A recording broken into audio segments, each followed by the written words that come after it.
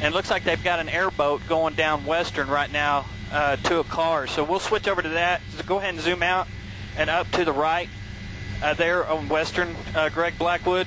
You can see they're using an airboat there, checking this car out that is stranded. Go ahead and go to the right in the water there, Greg. You can see an airboat coming around here. Keep going to the right. But Ed, right now, this is 178 and Western.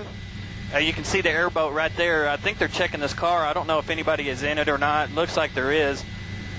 As we are going to come around here, I'm going to turn around to the right here, Greg Blackwood, if you can hold your shot. But this is a reminder, Mason, that Edmond police were telling folks, if you do get stranded, roll down your window, which it appears this person did, and wave at emergency personnel so they'll know that they're going to a car that has an occupant and not just an unoccupied car. This is a good case of it. Yeah, they were saying that they were just wasting time going to different cars that no one was in. So they're asking you just to roll your windows down and wave to let them know that, yes, indeed, you do need help. And as you can see, this person is being brought to safety there by this boat. So that is good news. And it looks like they'd even already put a life jacket or something on that person. I'm not sure.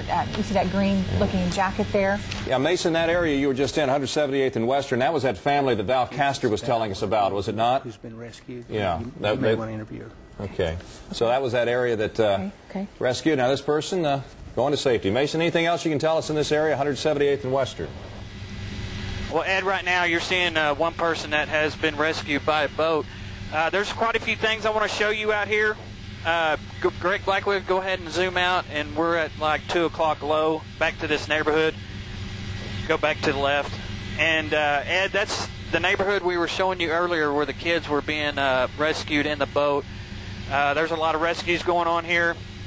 This is just one neighborhood. If you can zoom out and go to the left about 1 o'clock, there, Greg Blackwood. We'll show you the second neighborhood, which is on the southeast corner here at 178th and Western. All these neighborhoods are a quarter underwater. Go ahead and go left. That's right now we're crossing 178th, and just follow that creek there, Greg Blackwood, and we'll come up on the second neighborhood in this area. That's the second neighborhood right here. This is where Val Castor has been showing us his pictures for the last 30 minutes in this neighborhood, Ed. All right, and we understand that Val is going to get with that person. Is that right, Kirsten? Yes. Can we get Val on getting her right now? Is Val with us? Yes, I'm here. Val, tell us, you're with this young girl that was rescued. Is that correct? I'm with her mother. Her name is Jennifer O'Brien, and she lives in one of the houses just beyond the creek here that we've been showing you that they had to rescue her 16-year-old daughter, and she has just been rescued. And I'm going to let you talk to her mother right here. Hi, Hello. Jennifer. Hi. Hi. Thanks so much for joining us. We sure appreciate it. My goodness, as a mom, that must just be terrifying. Oh, it was extremely terrifying. I'm just glad that they finally got to her. It's been 2.5 hours, and I'm just glad they finally got to her. So tell us exactly what happened this morning. Obviously, are you a working mom? You left for work, or what happened exactly?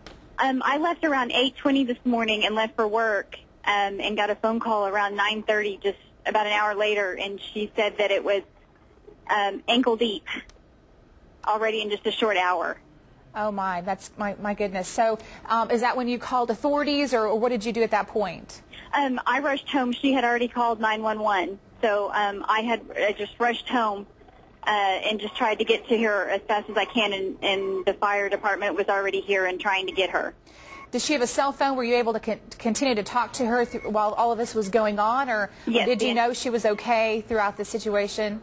Through the entire time. Good. And what about your home? What kind of damage are you seeing? I know your first concern is your daughter, but obviously your home has also received some damage. Oh, the entire home. It's now calf deep through the entire house. My goodness. So everything is it's a total loss. And, of course, we don't have flood insurance, so, I mean, the entire house is just going to be a total loss. Oh, wow. And what neighborhood do you live in? What's the name of it? The Valley. Okay, because we were hearing this morning about the Valley and trying to put all the addresses and the names and the neighborhoods together, so you are, in fact, in the Valley. Have you talked to any of your other neighbors? Are they experiencing the same thing? Yes, I haven't actually seen any of the neighbors from my street, but I have seen some of the other neighbors from the addition, and they don't know what the damage is to their homes because they haven't been able to actually get to their homes yet because of the high water. Yeah, and you said you don't have any flooding insurance. What do you do now? Well, we're hoping for disaster relief, hoping that this, gets declared a disaster by the governor and hopefully, get some sort of relief. Mm-hmm. Now, you just had the one daughter in the house. Was there another child there as well? No, just the one child. Okay, good. Well, we are glad that your daughter is safe, and we sure appreciate the time that you spent talking with us this morning. And best of luck to you as you now try to clean up this huge mess. Thank you. I appreciate it. Thank you again so much for joining us. Mason Dunn, our Sky News 9 pilot. Mason, we still have your picture up, and you're just showing us various areas here, again, Northwest 178th and Western. Yes, Ed, this is the southeast corner in this neighborhood. You can see about a quarter of it is underwater, the closest to the river. Of course, the river has risen. It goes across a bridge over here that's underwater.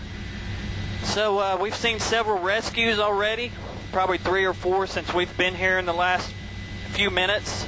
And there's several neighborhoods out here. There's another neighborhood, northeast corner, 178th and Western, that is underwater, and they're still doing rescues over there as I look out my window. So right now, Ed, this is just one area. We've got a lot to cover here coming up shortly.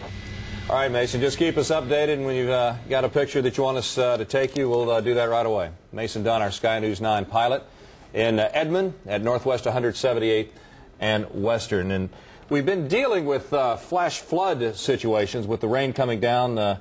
Again, I'm just checking here. We're getting messages as we go. Glenda Chu again saying if you did get stuck, if you have to get out and you get stuck, just be sure and roll down your window and wave. But we've been dealing with flash floods. Now, this could possibly turn into a flood situation, not a flash flood, as this water continues to go off into these creeks. In this situation, you have a creek that has flooded. Yes. And that is another issue that we're going to have to deal with. And we are getting some information from Michael Ann Uten. She's a public information officer. And she was talking about the, let's see here, due to flooding in central and northeast areas of Oklahoma, the State Emergency Operations Center is at level 2 activation, which involves extended operating hours for key personnel. So this is the Oklahoma Department of Emergency Management. There are no requests for state assistance at this time. And the Oklahoma Department of Emergency Management remains in contact with emergency managers in the affected areas of the states. And so, again, just the flash flood warnings remain posted from Oklahoma City to Tulsa. A jet ski in the middle of a neighborhood. Yeah. 178th and Western. And let's check it. I'm going to check in with Mason Dunn. Mason, are these folks attempting to make a rescue here, do you believe, on this jet ski? I saw this gentleman talking to somebody in their house, and he just put them on the back and drove them up to safety here. That's a jet ski going down a residential street right there, guys. So several people had their jet skis out here. They've unloaded them on one of the streets here. So they may be going house to house just looking. He's probably looking in this car to see if anybody's in it. So I don't believe this is the fire department. I believe this is just a civilian out here in the neighborhood jet skiing around, Ed. All right, Mason Dunn at Northwest 178th and Western. We saw law authorities or fire crews on a airboat just a moment ago very near this neighborhood going down Western. Now we've got a jet ski going down the middle of a neighborhood. Is this, I believe, still the Valley neighborhood where this creek has overflown? Just one of many creeks that has left the banks. Coffee Creek, we got word, 3/4 of a mile wide near Douglas Boulevard. Another creek that has spilled out of its banks.